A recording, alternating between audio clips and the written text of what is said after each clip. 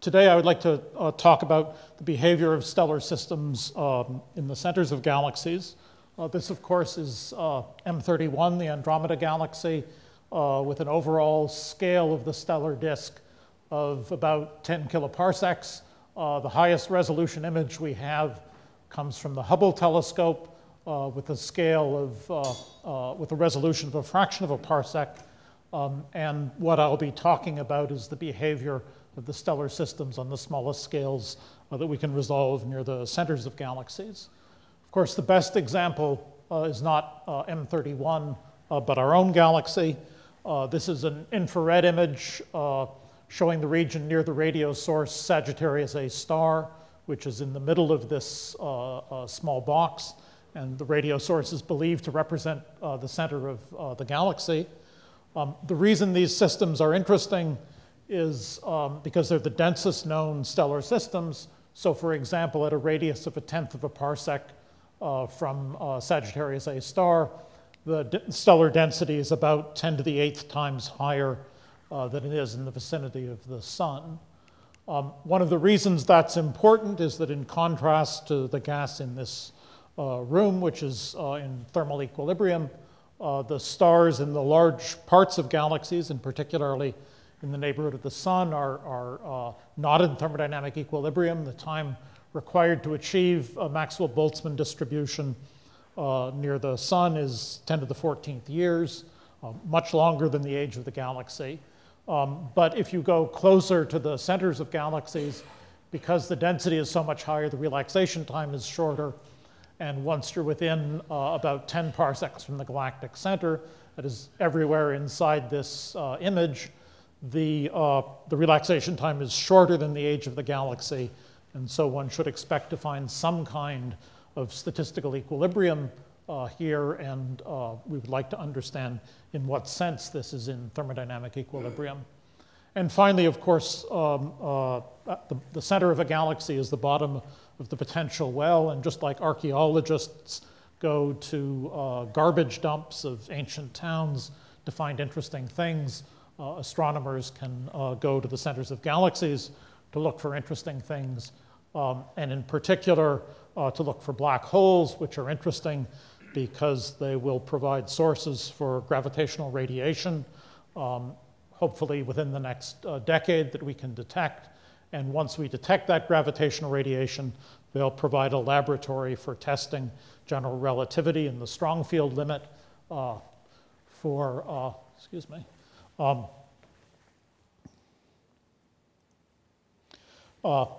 testing general relativity in the strong field limit, for testing that the Kerr metric is the correct solution, correct description of gravity near the event horizon of a black hole.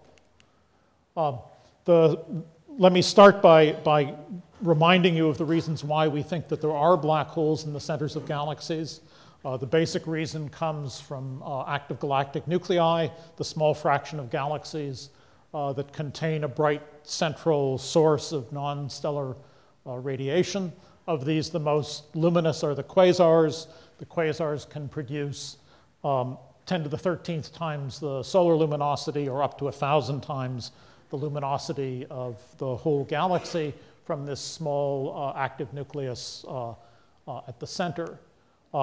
Because quasars are so bright, they were the first objects found at redshifts of order unity. And as a result of large surveys, in particular the Sloan Sky Survey, we now have a good picture of the evolution of the co-moving number density of quasars as a function of redshift or as a function of time since the Big Bang. There's a strong peak near redshifts of 2 to 3, and the current number density is down by almost 2 orders of magnitude from the density at the peak. So most quasars have, there was an active quasar phase early in the history of the universe, and most of those quasars have disappeared.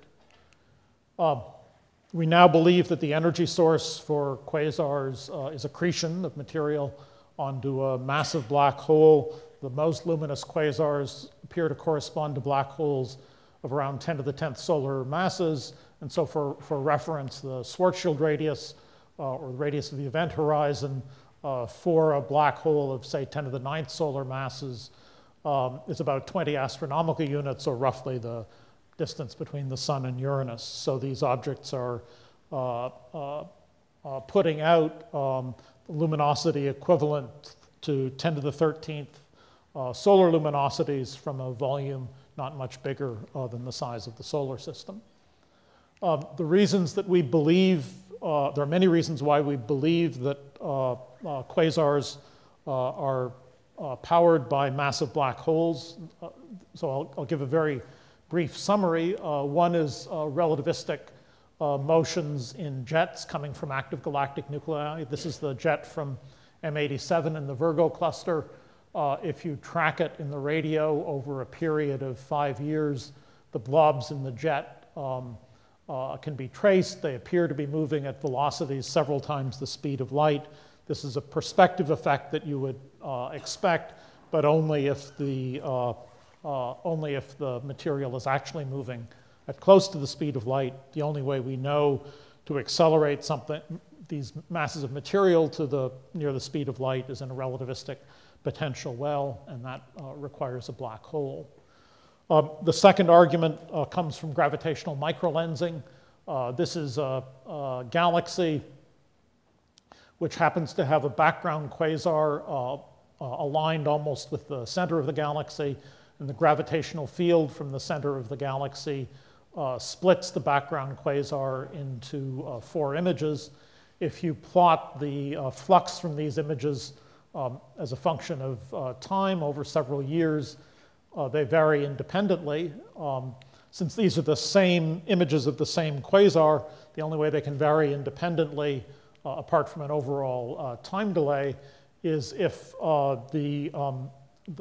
if gravitational lensing is occurring as a result of individual stars passing through the line of sight to the quasar, individual stars from the host galaxy. Those stars will only generate substantial magnification if the size of the emitting region is comparable to the Einstein radius, which in this case is the geometric mean of the Schwarzschild radius of the star and the distance to the star. That implies an upper limit to the size of the emitting region, that is to the size of the quasar, of less than about 70 astronomical units. That's consistent with, but somewhat smaller than, less rigorous limits from the intrinsic variability of quasars on timescales of weeks, which requires that the size is less than the light travel time.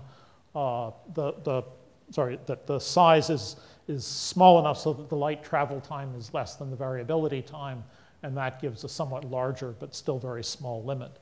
That size is so small as to require that the power source is a black hole, because we don't know of anything else small enough to emit radiation like that. And it's tantalizing that these numbers are not that far from the size of the event horizon. X-ray spectroscopy in a few cases of active galactic nuclei exhibits a very strong and clear iron line. There's the rest wavelength of the line, and this broad tail results from redshifted iron emission. The emission is redshifted both because of the gravitational potential, presumably of the black hole, and because of the relativistic speeds of the accretion disk around the black hole. This can be modeled, and the models require that this emission is coming from within a few times the event horizon of the black hole. And again, we don't know of any other mechanism that can produce a spectral line of this shape. The final argument is simply one of efficiency. The natural efficiency for any power source is the ratio of the energy it emits to the rest mass that it consumes. For standard nuclear reactions, the efficiency is less than 1%, but accretion from a thin disk onto a non-rotating or a rotating black hole can give efficiencies of between 6% and, in extreme cases, up to 40%. These are the most efficient engines that we know of, and the luminosity of quasars is so great that the only way we can supply that energy with a reasonable amount of fuel is the kind of efficiency that you can get from accretion onto a black hole. So if you believe that quasars are powered by accretion onto a black hole.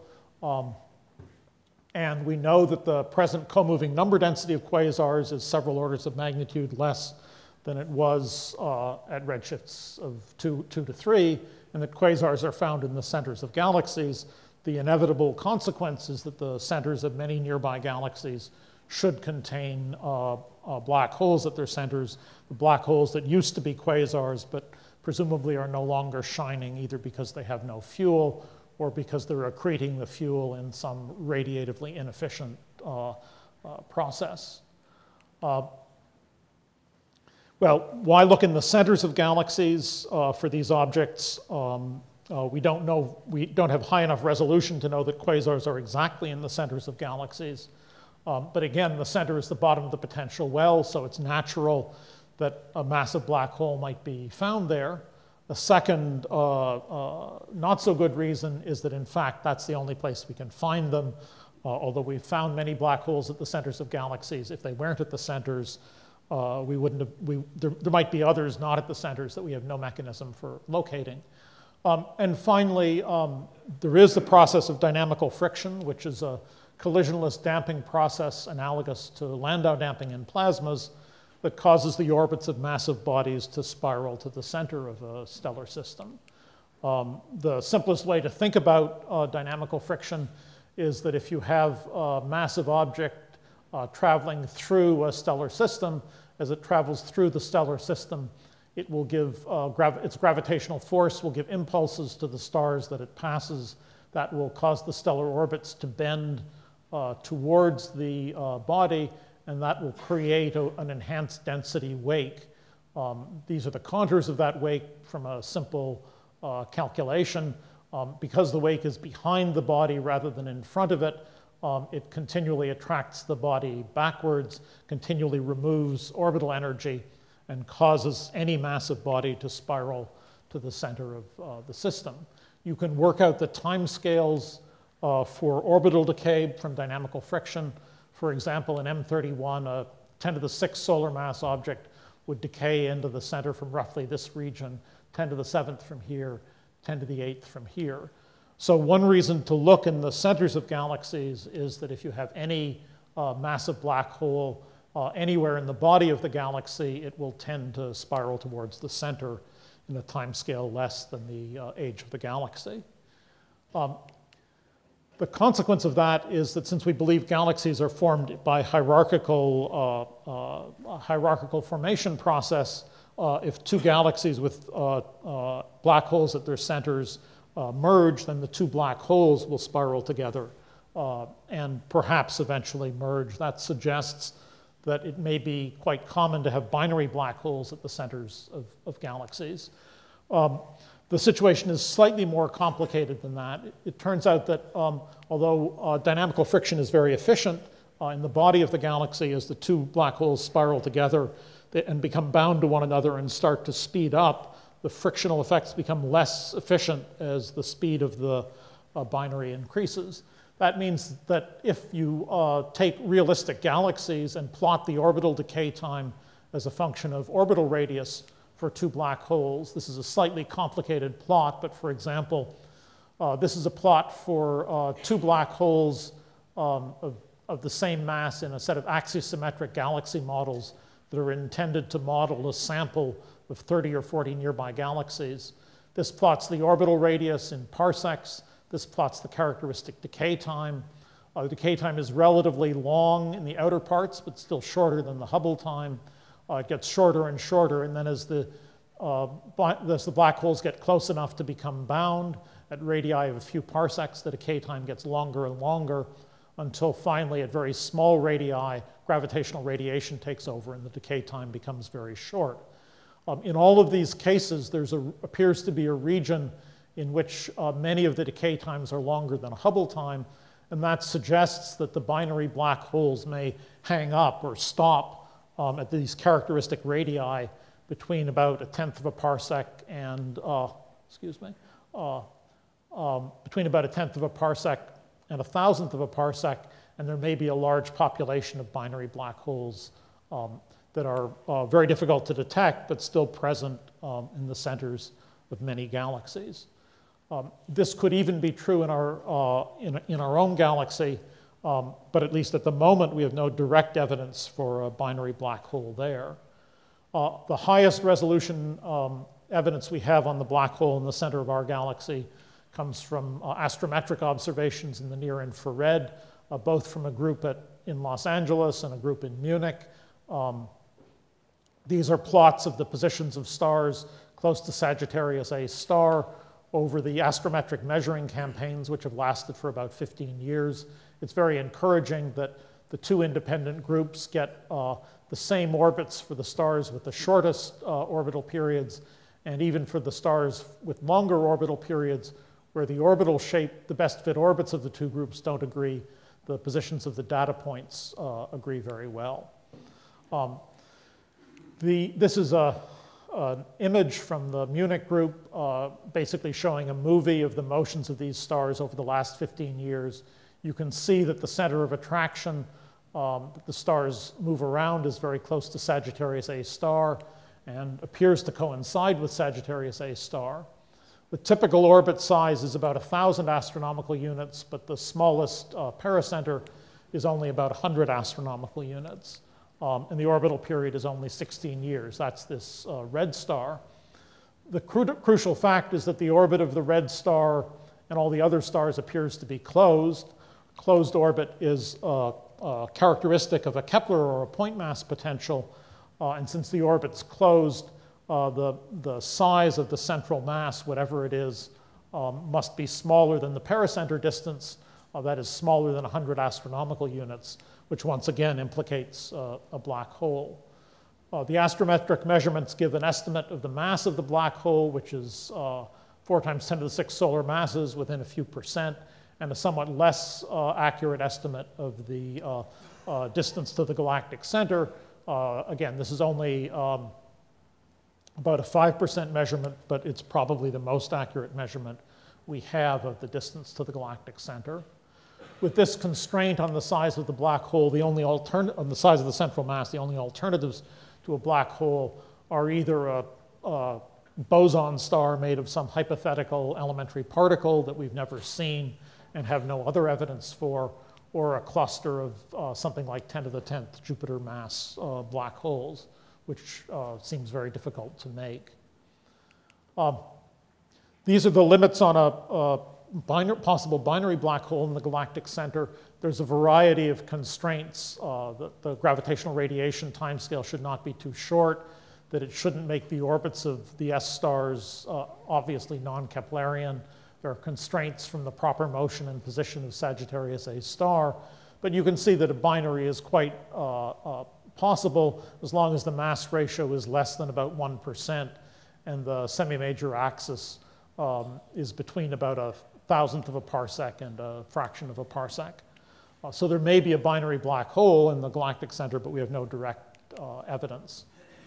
The other really strong evidence for a black hole, which I'll review briefly, is in the galaxy NGC 4258. It's a rather ordinary looking galaxy, but it has a weak active galactic nucleus.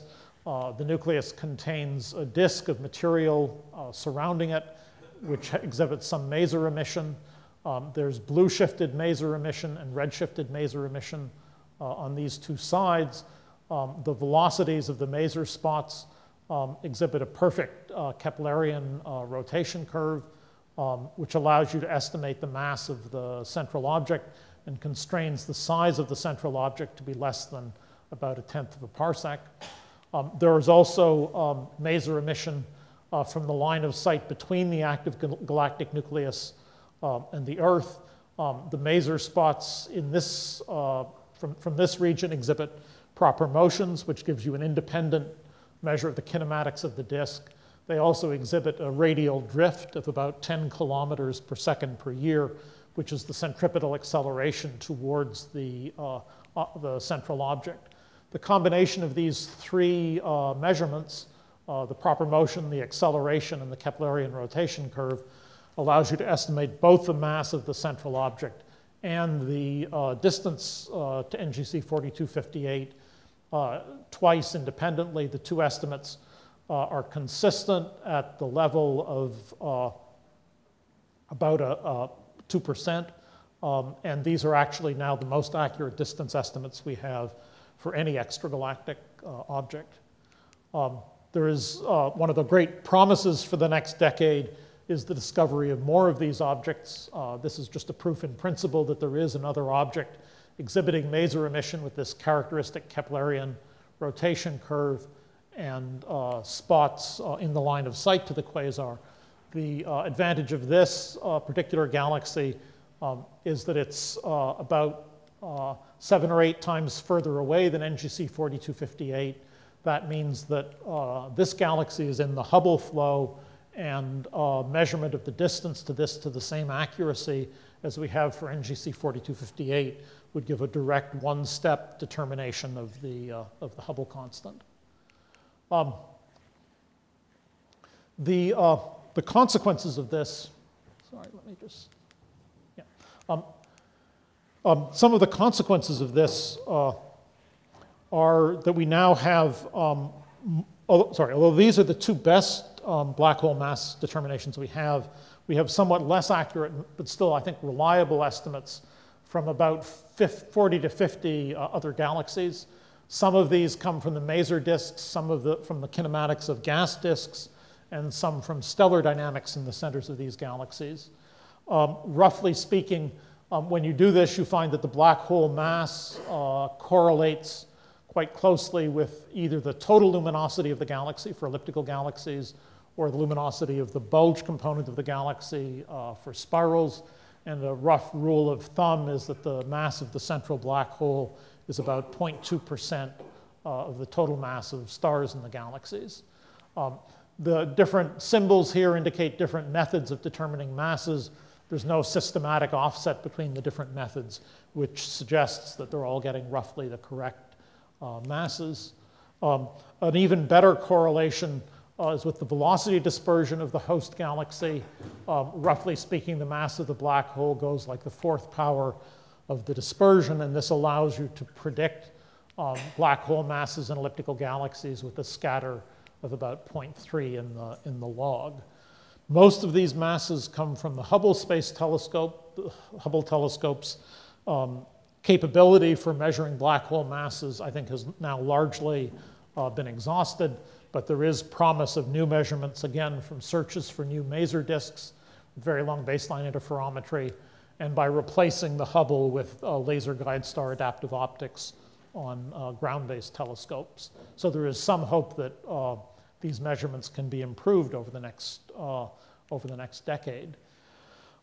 One additional piece of evidence that these other measurements are correct comes from, again, from the galaxy NGC 4258, which has a very accurate mass from the masers. You can try to estimate the mass of the black hole in this galaxy from the dynamics of the stars around the central disk. This is actually much harder than it is in most elliptical galaxies because this is a late-type spiral with dust obscuration, color gradients, and lots of other unpleasant problems. However, if you do try to go ahead and do this, you get a chi-squared fit for the mass of the black hole, which exhibits a quite well-determined black hole mass. Depending on the model that you choose, the methods you correct for the dust extinction, you get a range of masses between about 2.5 and 3.5 times 10 to the 7th solar masses. The best fit, the best model is about 20% lower than the black hole mass from the masers, although obviously you'd like that agreement to be better. I think this is strong evidence that most of the masses in here determined from good data are quite reliable. Okay, well, most of this has been an introduction. I've just been trying to summarize the current state of our understanding about black holes in the centers of galaxies. The summary would be that most galaxies appear to contain 10 to the 6 to 10 to the 9 solar mass black holes at their centers, although what you actually see is some sort of massive dark object. We're far from resolving the event horizon, but in many cases, there's simply no other astrophysical object that we know of that this could be other than a black hole. And in any case, we believe that the black holes are necessary because of the quasar, because we need a power source for the quasars. In fact, quantitatively, the local density of black holes that we measure from Hubble observations of nearby galaxies is consistent with the expected density of ash of dead quasars left over from the quasar era at redshift 2 if the quasar efficiency is around 10 to 30%, and that's exactly the range of efficiency that you expect for thin disk accretion onto a black hole. So all of these arguments hang together remarkably well. It also appears that the black hole mass is correlated with the properties of the galaxies, in particular that the black hole mass is about 0.2% of the mass of stars. This is a very small fraction of the mass of stars, but recall that in creating the black hole, you have to release an energy that's of order mc squared. So the energy that's been released from the formation of the black hole is much bigger than the energy that's been released in forming the rest of the galaxy.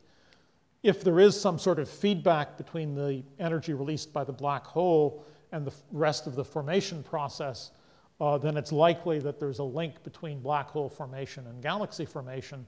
That would be suggested also by the fact that the black hole mass is so well correlated with the properties of the galaxy. The nature of this link is still not known, and in particular, the most basic question is, do the galaxy properties determine the black hole mass, or does the feedback from the black hole stop galaxy formation at a particular size?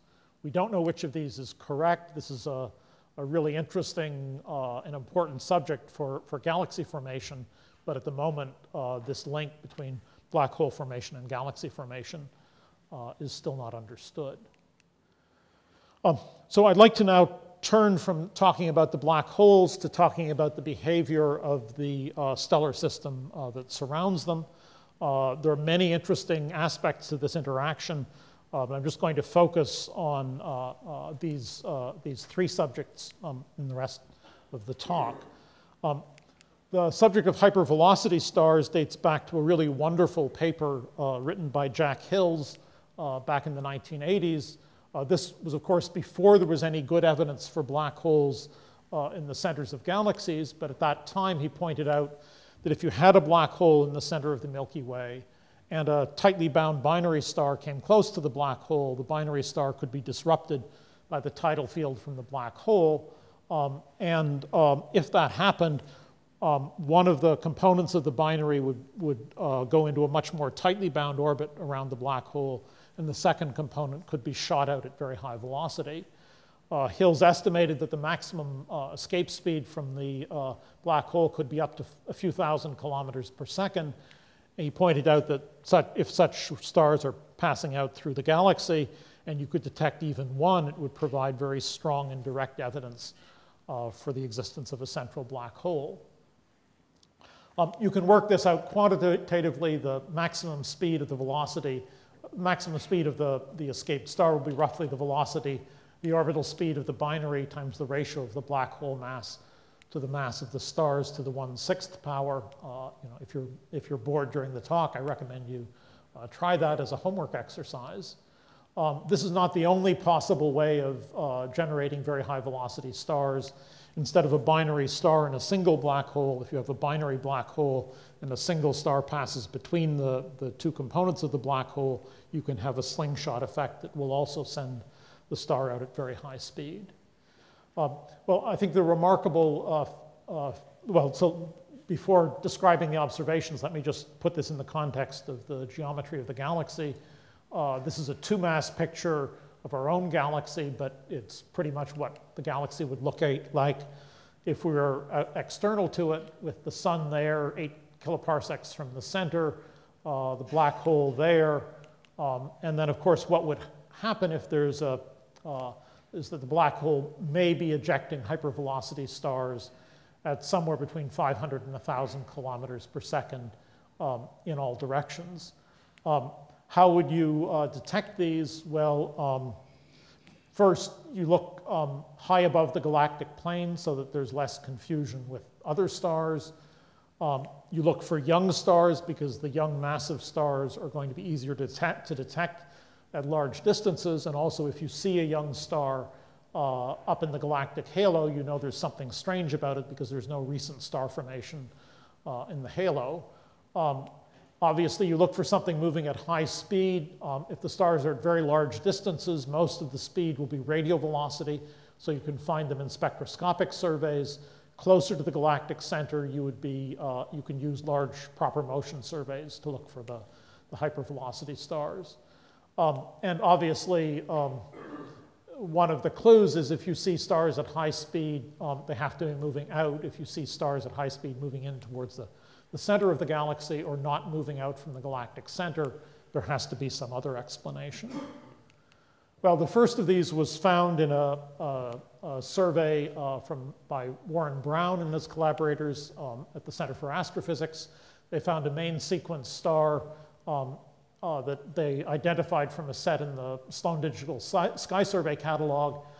It was at a distance of a little over 100 kiloparsecs and with a velocity in the galactic rest frame of 700 kilometers per second.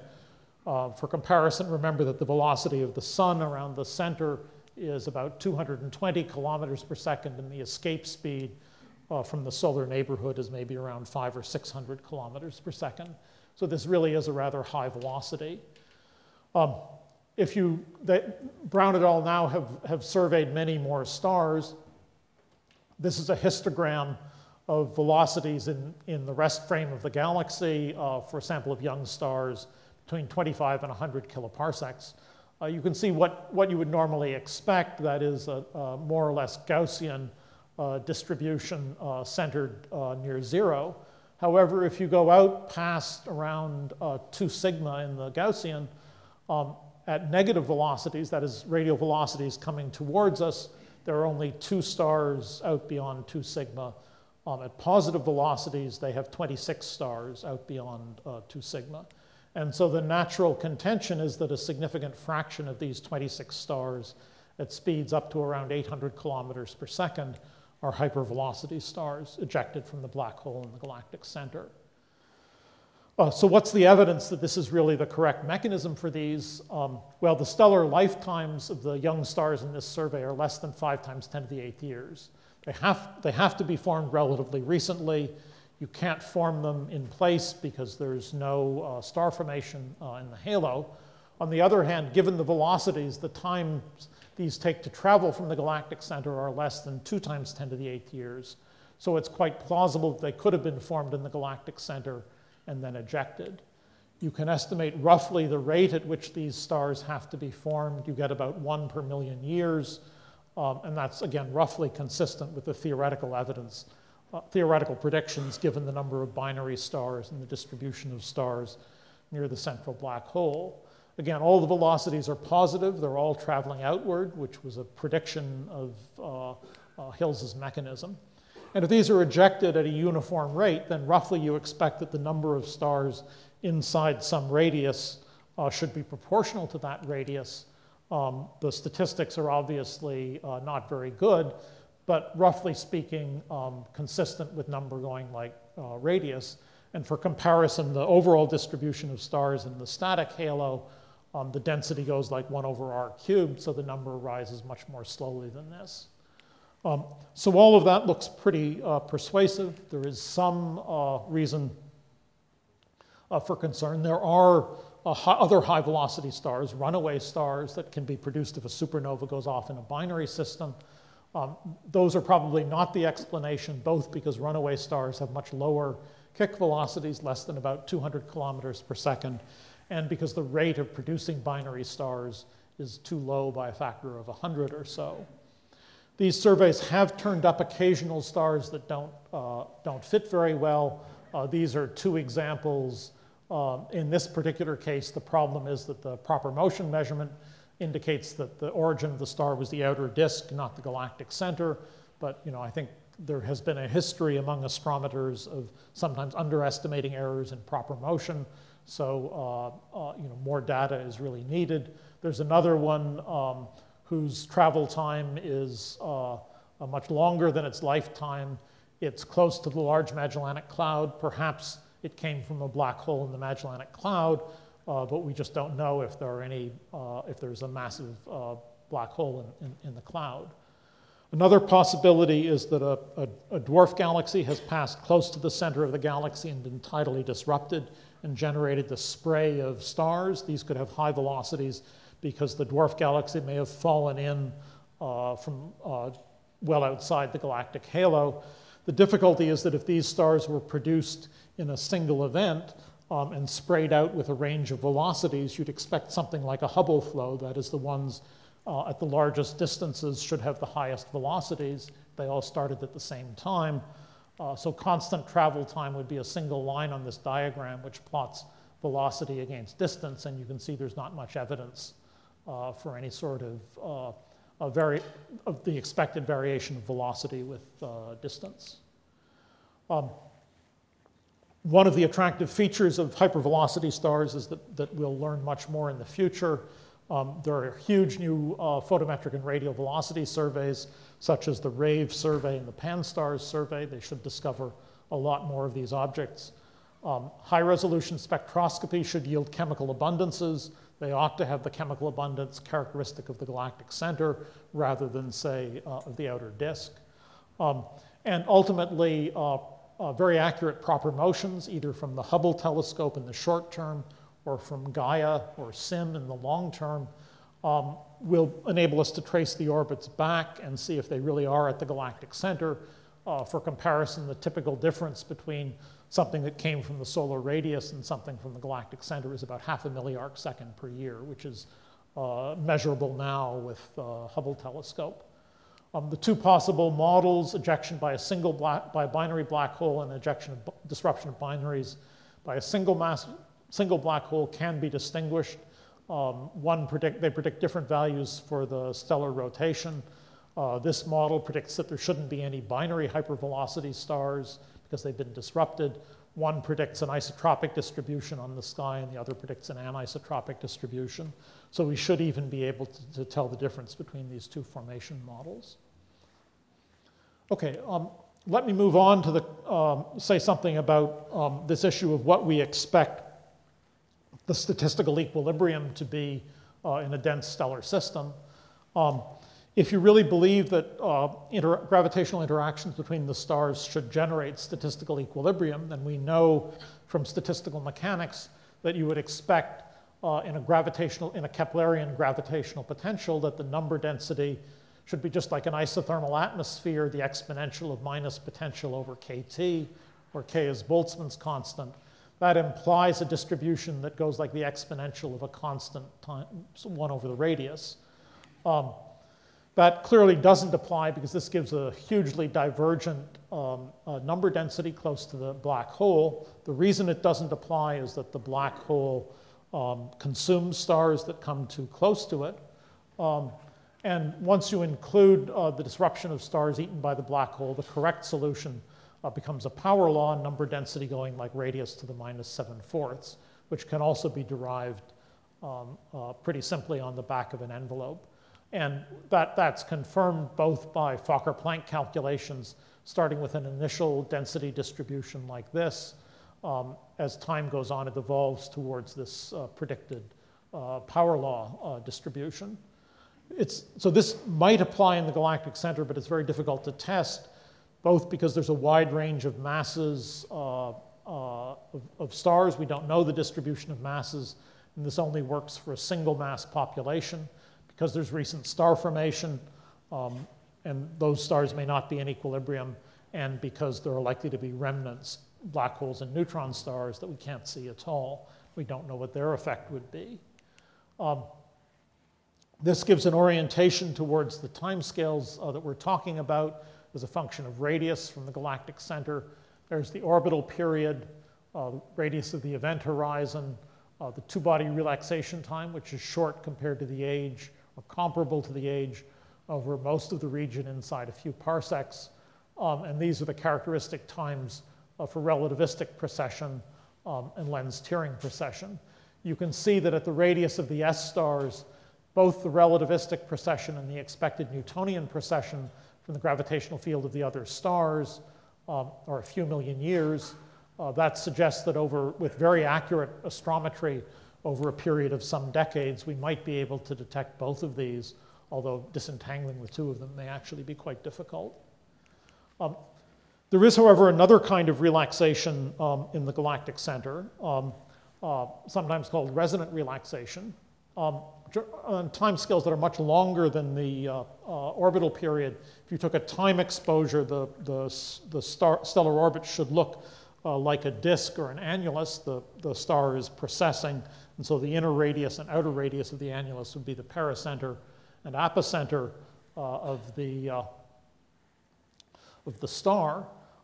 So if you think of each star as a disk on rather long time scales, then every disk is exerting a torque on every other disk. Those torques are causing the disks to precess. And if you have a large number of disks instead of mutual precession, you'll get a kind of relaxation. But it'll be a relaxation that affects only the direction of the angular momentum, the orbit normal, but not either the semi-major axis of the orbit or the eccentricity.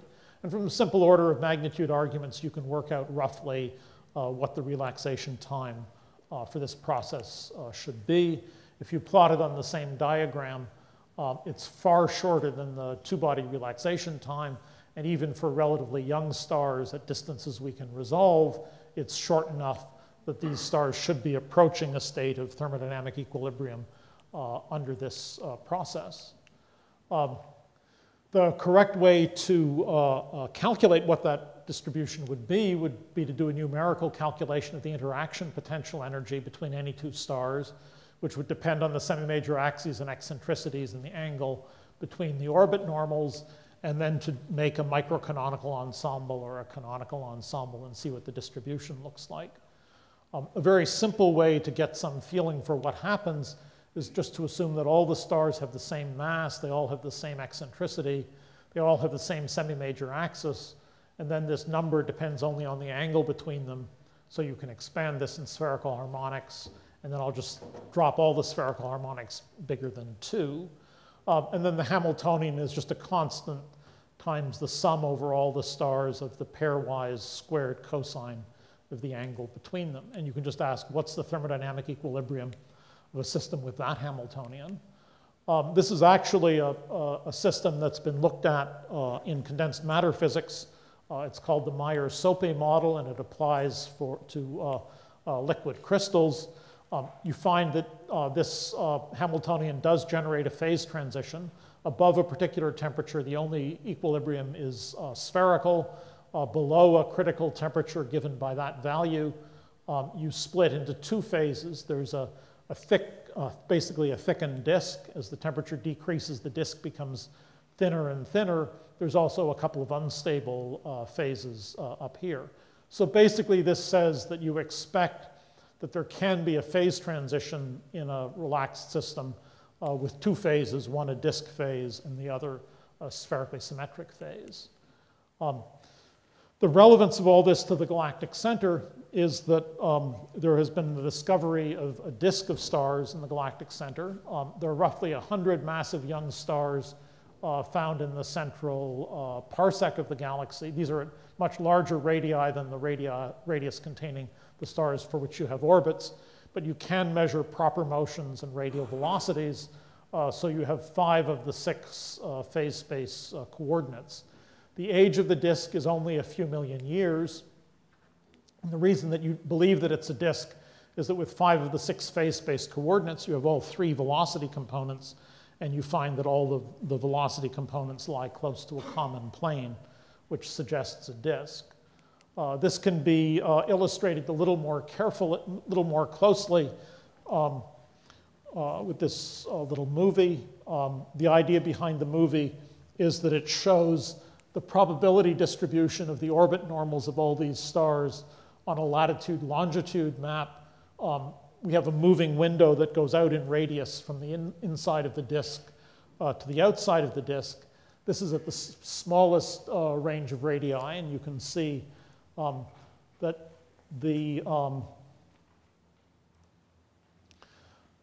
the orbit normals are concentrated in one part of the latitude-longitude diagram, suggesting that there was a clean, well-defined disk at small radii. This is just the right is just a contour plot of the left. But what you can also see is that as the moving window goes out from small radii to large radii, the disk becomes much less well-defined. It starts to become lumpy. There's some evidence for a second disk. If you watch this carefully, you can see right about here, there's evidence that there might be a less well-defined second disk. The way this is conventionally interpreted is by saying that there's a well-defined clockwise disk, a less well-defined counterclockwise disk. But this is a kind of strange situation. First of all, it requires that the two disks can coexist, and you would think that the gravitational interactions of the two disks would dissolve them. Second, the two disks have exactly the same age, a few million years, and if you form a disk by some episodic process, it's very improbable that you would form another one at almost exactly the same time. So what I'd like to speculate is that we're not seeing two disks, that we're seeing a system that is close to thermodynamic equilibrium under resonant relaxation, that in the inner part of the disk, you have the phase, you have a disk phase of the resonantly relaxed state. In the outer parts, you go through a phase transition towards larger radii and then end up with a more or less spherical system. And that the lumps that you see are the characteristic large-scale structure and long-range order that you expect near a phase transition. We have actually done the calculation involving the proper numerical calculation of the interaction energy between orbits, and then you can evaluate the equilibrium state using Markov chain Monte Carlo. This is basically a plot in which each star is represented by its orbit normal, and the length of this little streak is the distance between the pericenter and the apicenter. And you can see that at small radii, the orbit normals are in a narrow cone corresponding to a disk, and then there's a phase transition to a roughly spherical system at larger radii. This is still work in progress. We do have a second toy model in which this is a parameter that measures the initial conditions. This is the ratio of the thickness at the inner edge to the thickness near the outer edge to the thickness near the inner edge. In many of the models, it's much larger than 1, which is also consistent with the idea of a phase transition. The observed disk exhibits a strong warp of about 60 degrees. You can measure that warp in these simplified models. And again, for a wide range of initial conditions, the ratio of the warp between the inner third and outer third of the disk to the thickness of the disk is roughly the factor of 4 or 5 that you seem to see in the data. So there is at least, I think, promising evidence that the disks in the galactic center can be interpreted more naturally as a result of an approach to thermodynamic equilibrium. Okay, the final subject I'd like to describe briefly is the center of the Andromeda galaxy. Everything I've said so far has focused on the center of our own galaxy. That's because our own galaxy is much closer, and therefore you have much higher resolution. However, there are advantages to Andromeda. Although it's much further away, it also has a much more massive black hole, and so the difference in resolution is not as big as you might think. It also has the advantage that there's no young stars, no recent star formation, no gas, no dust. It has an extremely clean system. It's an extremely clean system, and most of the problems that you see in the Milky Way that arise from the complex behavior there are not present in the Andromeda galaxy. Remarkably enough, the first high-resolution images of the center of Andromeda came not from the Hubble telescope, but from a project called Stratoscope in the late 1960s, which launched a 1-meter telescope at the bottom of hanging from a balloon. I don't know how they did it, but they actually managed to stabilize this telescope so it could take images with a full width half maximum of 0.2 arc seconds, which was probably a factor of 5 to 10 better than you could do with normal ground-based technology at that stage. Remember, this was not on a CCD. They actually had a camera with film the film was wound on automatically. They took pictures, the balloon landed, and they took the film out and developed it. It was an astonishing accomplishment. This was their image of the center of M31. You'll notice that it's lopsided. They specifically called this out, the offset of the peak brightness with respect to the outer parts, and said this could be due to dust, or it could be something that required a dynamical explanation. This is a comparison of stratoscope with the Hubble telescope oriented to the same scale and orientation. And you can see that stratoscope got it basically right. Hubble found the same asymmetry, but in addition found that the nucleus was double with two distinct peaks. This is an image of the same data from Hubble. It has a number of curiosities in addition to the presence of this double structure. The actual center of the galaxy is not the same as the center of the nucleus, which is this brighter peak P1. It appears to be located at the second peak. This peak is smooth, and the smaller peak is cuspy and has a compact blue component at its center, which is sometimes called P3. The first natural inclination is that this might be a binary nucleus. It might be a binary stellar system. That seems unlikely because the two peaks have exactly the same colors and exactly the same spectra. Moreover, these two systems, again, will spiral towards each other by dynamical friction. The dynamical friction time is far shorter than the lifetime of the galaxies, so this would not be a long-lived system. You can argue that the double structure is due to a dust lane across the center, but again, the colors are exactly the same. This is a NICMOS image from Hubble in the near infrared, and it exhibits the same double structure, so it's not dust either. The correct explanation actually goes back to Huygens. After Galileo turned his telescope on Saturn and discovered Saturn's rings, in fact, because his resolution wasn't very good and because the rings were such a strange structure, it took some 40 years for people to interpret the data correctly as being rings, and people came up with these various other models, like a pair of satellites on either side of the main body of the galaxy. Well, in fact, Galileo's resolution at Saturn was almost the same as the Hubble's resolution at M31. So it seems likely that the same explanation is present, that is that the nucleus has a single massive black hole surrounded by a disk of stars. The only difference from Saturn is that the asymmetry in the nucleus arises because the disk is eccentric rather than circular. The reason that this peak is so bright is because it's near the apocenter, the most distant point of the disk. Stars travel slowly at apocenter, and so that's the brightest point.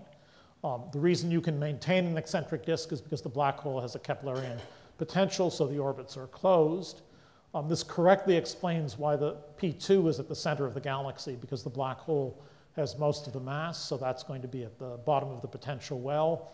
It explains why the colors of the two peaks are the same, because they're the same stars, just at different orbital phases. It explains why P2 is cuspy and P1 is smooth, because there's a cusp close to the black hole. And it explains why there's a separate source near P2 that's blue. It's a disk of young stars that happen to be close to the black hole. You can make quantitative models of the disk. This is the data showing the double structure. This is a model. Let me just stress that most of the noise is not noise. It's actually surface brightness fluctuations due to individual stars. So most of the rattiness and most of the differences between these two are due to shot noise from the small number of giant stars in these images.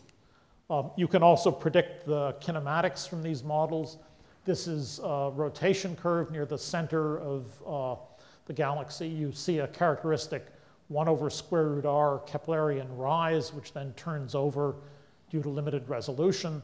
But it's not a straightforward rotation curve in that it's asymmetric. The peak here is -230. The peak here is only +180. And the zero velocity is displaced from the center of the galaxy.